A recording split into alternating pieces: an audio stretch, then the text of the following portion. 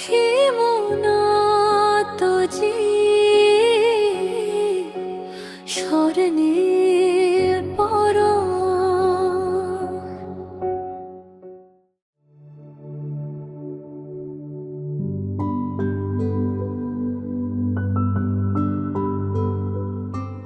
প্ৰেমত ক্ৰমান্বয়ে ডুবি গৈ আছে জোনাকী। তাইৰ চৌদিশ এতিয়া হেঙুলি আভাৰে আৱৰা। চন্দ্ৰৰ বাবেই যেন তাইৰ জন্ম এই কথাই মনত খেলা কৰে তাইৰ। তাইৰ মনটো বিহুৰ বতৰৰ উৰুকা উৰুকা লগা দিনটোলৈ উৰা মাৰে। বহুত আনন্দৰ সময় আছিল সেই সময়খিনি। একমাত্ৰ নীলাইহে তাইৰ সমস্ত কথা জানে। তাইও নীলাৰ ছাটোৰ দৰে খবৰ ৰাখে। নীলাৰ প্ৰেম বাৰুকৈ মনত আছে তাইৰ। সেইদিনা মাঘ বিহুৰ উৰুকা। সিহঁত আটাই মিলি আড্ডাৰ আয়োজন কৰিছে সন্ধিয়াটোত। নীলা আছিল অনুষ্ঠানটিৰ আঁতধৰোঁতা। তাইৰ কথাই চবৰে মনত প্ৰেমৰ সুৰ তুলিছিল। ঐ নীলা, কবিতাটো কালৈ লিখিছ কৈ দে।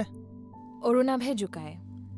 প্ৰেমৰ সাগৰত হাবুডুবু খোৱাতকৈ বঠা মাৰি পাৰলৈ আহা। কেশৱে অলপ বেছিকৈ জোকায়। নীলাই মাজতে অনুষ্ঠানটি সুৰভিক চলাবলৈ দি খানা বনোৱা গৰম চৌকাকেইটাৰ ওচৰলৈ যায়। নীলাৰ পিছে পিছে কেশৱ। নীলাৰ লগত কথা পতাৰ সুযোগ বিচাৰি ফুৰে সি। নীলা, বেয়া পালা নেকি মোক? কেশৱে নীলাৰ কাষত গৈ বহে। তুমি ইয়ালৈ কিয় আহিছা? বিৰক্তিত নীলা বহাৰ পৰা উঠে। তোমাক মই বহুত ভাল পাওঁ নীলা।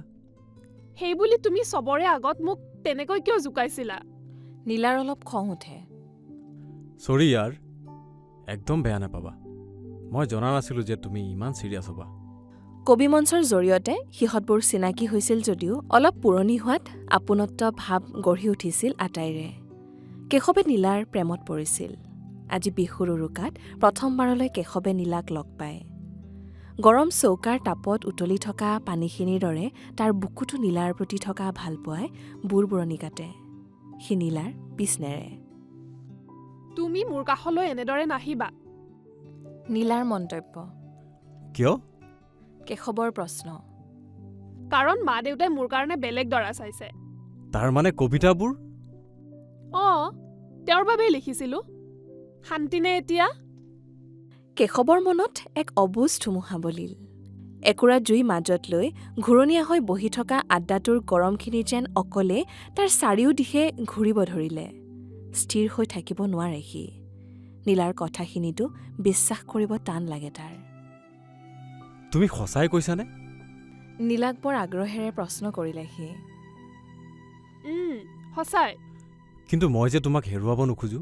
তেন্তে তুমি মোৰ বাবে কিবা এটা কৰিব লাগিব। কি কৰিব লাগিব? চাকৰি লৈ মোৰ ঘৰত ক'বা। বিনা চাকৰিৰে নহ'ব। হ'ব, মই চাকৰি কৰি দেখুৱাম। ঘন কুঁৱলীৰ মাজেৰে আকাশৰ চন্দ্ৰটো ৰিণিকি ৰিণিকি দেখা যায়।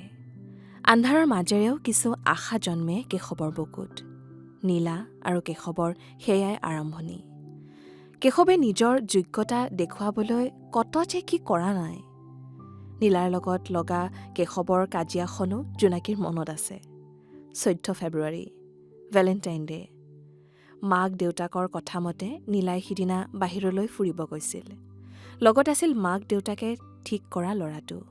তেতিয়া জোনাকী নীলাৰ ঘৰত আলহী হৈ আছিল। উজান বজাৰ পাৰ্কখন প্ৰায় প্ৰেমিক প্ৰেমিকাৰে ভৰি থাকে। ভেলেণ্টাইন ডে' বুলিতো আৰু কথাই সুকীয়া। নীলা আৰু সেই ল'ৰাটো তালৈ যোৱা বুলি শুনি কেশৱ গৰম হৈ উঠিছিল। নীলা ঘৰ অহাৰ আদবাটতে সি লগ পায় তাইক। মোলৈ ৰখিব টাইমেই নাই তোমাৰ।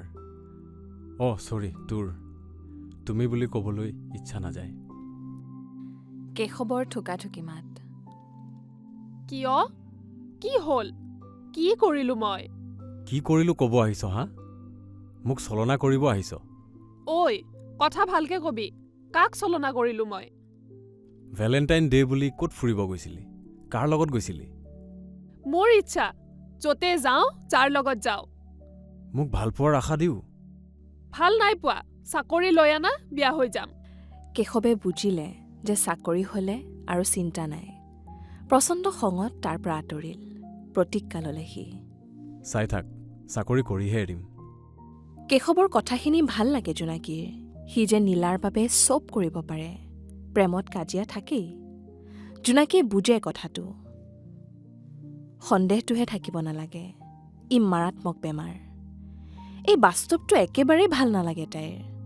সৰু সৰু কথা কিছুমান এৰাই চলে তাই। উদাৰ মনৰ স্বভাৱৰ বাবে বহুতৰ মৰম আশীৰ্বাদো লাভ কৰিছে তাই। কিন্তু একাংশই যে তাৰে সুযোগ সুবিধা বিচাৰি ফুৰে তাইৰ তাত। সন্ধিয়াৰ চাহকাপত এচুমুক দি তাই কথাবোৰ গুণাগথা কৰি আছিল। হাতৰ চাহ হাততে কেতিয়া ঠাণ্ডা হৈ গ'ল তাই গমকেই নাপালে। চেহ, ঠাণ্ডাই হৈ গ'ল চাহখিনি, আকৌ তপতাব লাগিব, নহ'লে চাহৰ মজাই নাপাম। জোনাকীয়ে চাহ বনাব ওলাইছিলহে তাইৰ ফোনটো বাজিল। নিতুলৰ ফোন, নতুন বন্ধু কলেজৰ। সি ওচৰৰে চকটোত ভাড়াঘৰ এটাত থাকে। নিতুল, কি কৰিছ? আছো ৰ এনেই। তই? ময়ো আছো ৰ। ক'ৰবাত গৈছ নেকি? হাল্লা শুনিছো। নাই নাই, ভাড়াঘৰৰ মালিক আৰু মালিকনীৰ মাত। দে শুনো দেচোন মই। ৰহ তেন্তে। নিতুলে তাৰ মোবাইলটোত মাতখিনি ধুনীয়াকৈ অহাকৈ ধৰিলে। জোনাকীয়ে শুনি গ'ল। অ' কিহে কাক গুড ইভিনিং অ'কে ডাৰ্লিং কৈ আছে? সেই পৰৰ পৰাই মই চাইহে আছিলোঁ আপোনাক। মালিকনীৰ মাত। ৰে নহয় হা বাপাহাৰে, প্ৰথমে ৰং নাম্বাৰ বুলি ভাবছিলোঁ, পিছতহি গম পালোঁ যে আমাৰ খুলখালিটো। মালিকে অলপ জেকজেকাই উঠে। ই হবু, মই সুধিম নহয় তাইক। তাই এনা বেলেগ কোনবা ৰং নাম্বাৰ, বেলেগ আপি হ'লি চাই ল'ব কিন্তু। মালিকনীৰ খং। তুমিও যি আৰু তোমাৰ কেৱল সন্দেহ। সন্দেহ নকৰিম, লকডাউন কাৰণে ঘৰত সোমাই থাকোঁতে গম পাইছিলোঁ কোনোবাই মিছ কৰছি আপোনাক। লগ কৰবই পাৰা নাই যি। মই কি বুলি যাম বাহিৰত, খং উঠি যায়। পুলিচৰ কোপকেইটা পাৰা নাই, এতিয়া আৰু ঘৰত তিৰিটোৰ গালি। মই ক'বাত গুচি যাম, যাবাই ভাল দে। দেই হবু হবু, ট্ৰেজেডি ফালবা নালগে। কি কৰিম নহ'লে, মানুহৰ মানসিক শান্তিটো মেইন। শুনা নাই দেশৰ কথা, এই শান্তি নাপালি মানুহ ডিপ্ৰেশ্যনত যায়। কিমান মানুহে ছুইচাইড কৰলাক। দুখ লাগে ছুইচাইডত গিলাক পঢ়িলিয়ে। মানুহ এনেকে জোৰ জোৰা কৰিব নাপায়। হয়তো কথাটো, মোক বয়া নাপ্প দেক, ভুল হ'ল মোৰ। আমি আমাৰ নিজৰ মানুহটো সন্দেহ কৰি ফুৰোঁ।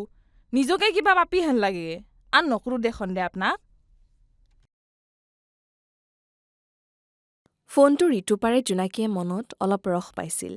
নতুন শব্দ কেইটামান তাই নিতুলৰ জৰিয়তে শিকিলে। ঐ নিতুল! জোনাকী ক, কেনে লাগিল শুনি? আমাৰ অসমখনত কিমান শুৱদি শুৱলা মাত আছে নহয়নে?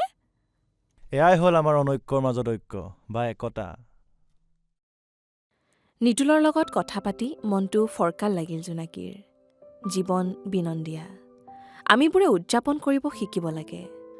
চন্দ্ৰই কিদৰে ৰয়েল বৰুৱাৰ মুখা খোল খুৱালে, চন্দ্ৰৰ পৰিধি কিমানলৈ বিস্তৃত, এই নতুন কথা কিছুমানেৰে জোনাকীয়ে চন্দ্ৰৰ বিষয়ে অনুসন্ধান কৰাত লাগিল। নীলাৰ পৰা যথেষ্ট সমল পাম বুলি তাইৰ মনত বিশ্বাস এটা আহিল।